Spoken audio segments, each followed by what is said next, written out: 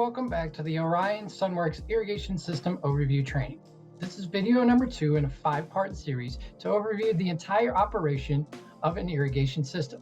During the previous video, we concluded with the curb stop flowing water through to a water meter.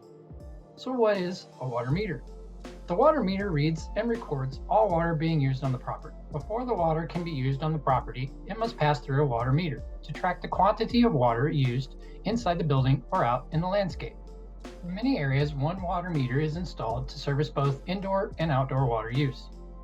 Other areas may require the installation of 2 water meters, one for indoor use and one for outdoor use.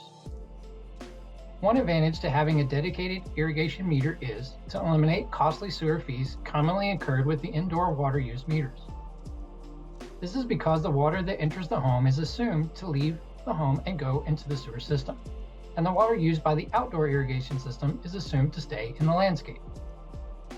Another advantage is that it allows measurement and therefore better management of landscape water, maximizing efficiency and helping to ensure a beautiful and healthy landscape.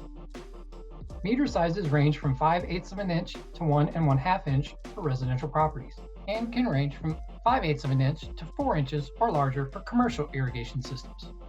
A typical warm weather installation will have a meter box where the water comes from the city main through the water meter to the delivery line. For cold weather climates where freezing temperatures are likely, the water meter may be placed inside the building.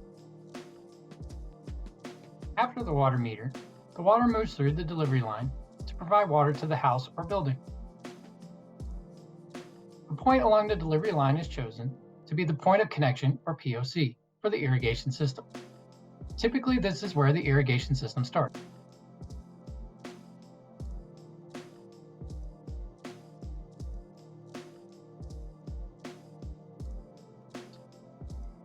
Water is directed to the irrigation system from the delivery line that supplies water to the home or commercial building.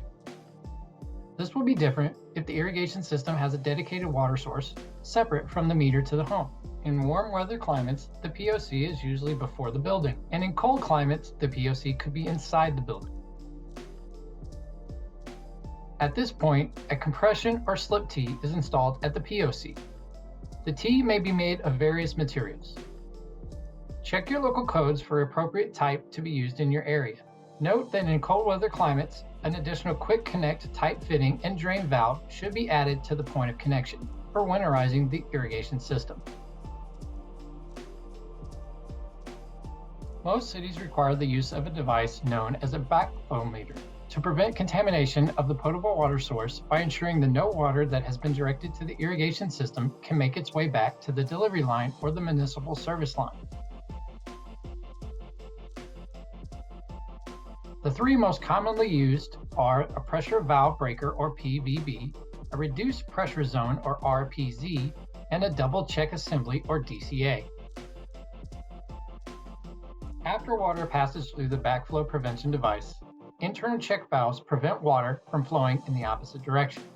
The installation of this device is often required by local code and typically requires a licensed professional. Check your local code to determine which backflow prevention device is required for your system. This concludes video number 2 of the Irrigation System Overview Training.